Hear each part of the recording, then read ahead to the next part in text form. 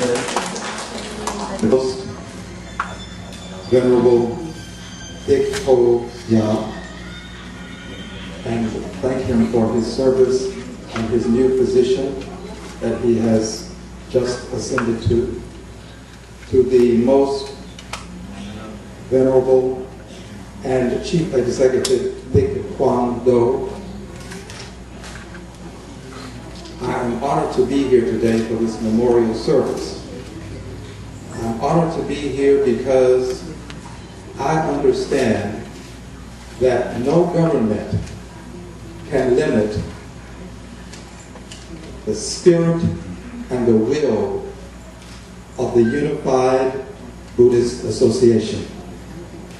The government of Vietnam will come to learn and understand that free people the world over stand with the Unified Buddhist Association.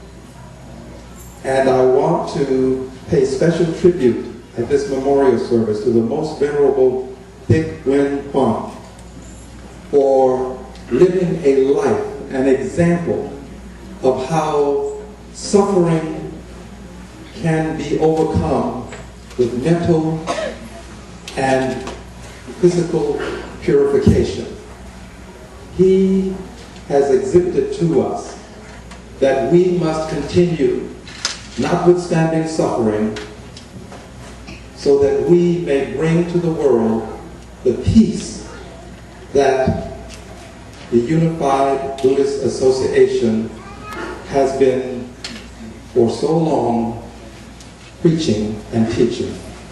So I come today as a member of Congress of this district, and I am honored to say that we have had, as your congressperson, a flag flown over the Capitol of the United States of America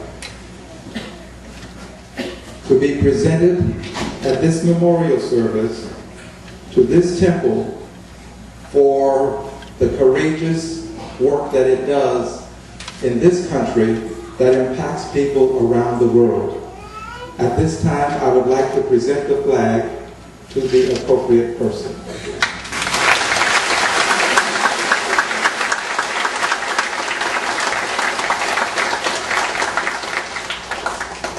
And now let me just say as I leave, the people of Vietnam are freedom-loving people.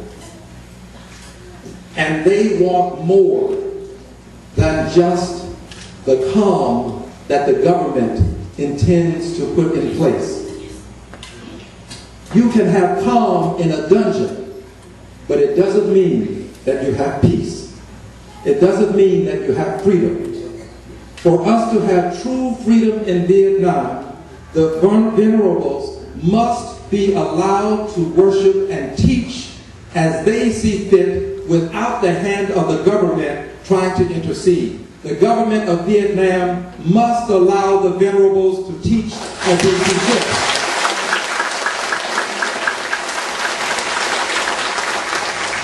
We cannot allow ourselves to be deceived into believing that because the government does not exert the kind of oppression that it did at one time when people were summarily dismissed and removed and never to be heard from again, that it still does not institute the kind of oppression that freedom-loving the people the world over would resist.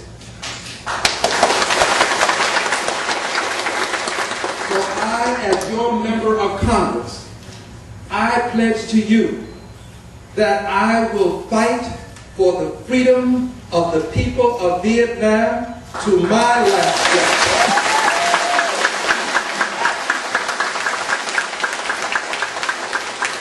And if in my lifetime we do not achieve that peace and that freedom, I will come back from the grave and hug